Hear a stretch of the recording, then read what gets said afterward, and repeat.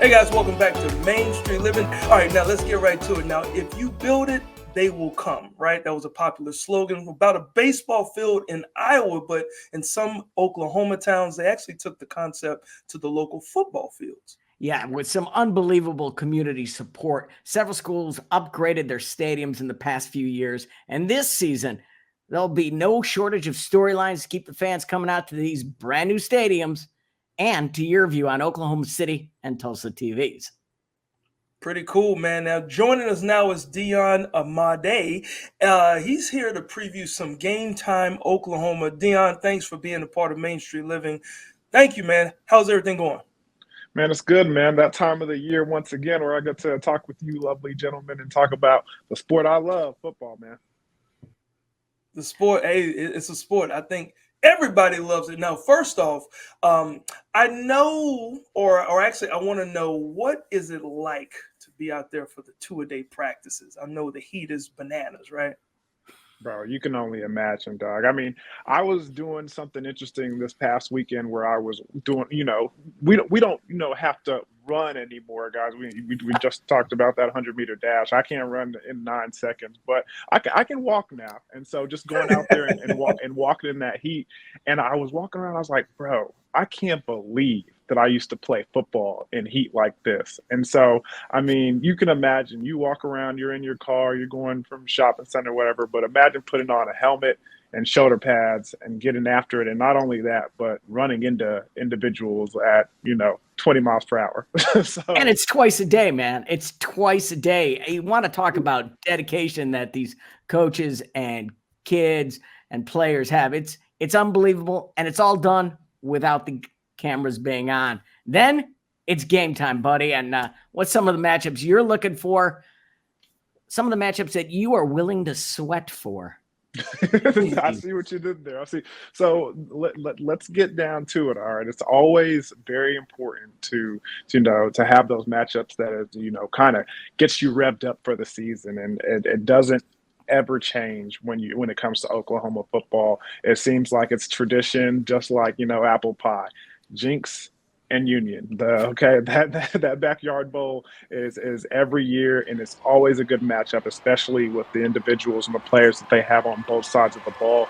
I mean, we'll be talking more about them, going on throughout the season. But the quarterback for Union, Shaker Rising, as a top-notch prospect, and then running back for Jinx, Caden Jones is a phenomenal athlete as well. So that matchup is always a top-notch one to go to. And then also, you got to talk about the king of the state, Bixby Spartans, and their reign, and them going through this gauntlet that they go through early on in the season, and facing off versus some tough opponents, as well as Jinx, like I mentioned, they have a tough sled ahead of them. I mean, they're facing some top-notch talent all across the state in the first 4 games, so we'll see how they handle it.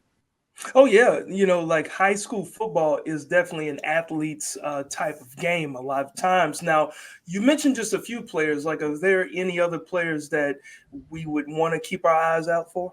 Well, yeah, I definitely mentioned the two from those 2 rivalry schools. Caden Jones was a running back that's a top-notch talent, 4-star that everybody's looking at. I mean, his dad, Kewan Jones, played at OU, and he's trained him up right. You can tell he's got that pedigree.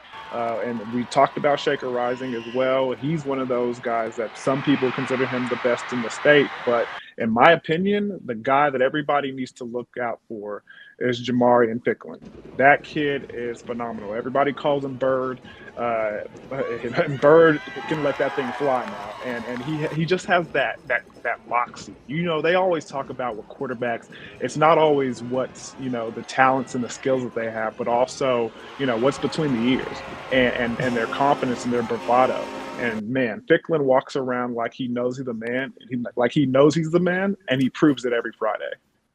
Wow. You talked about that dedication that all these kids and coaches have, coming out there, doing it in the heat.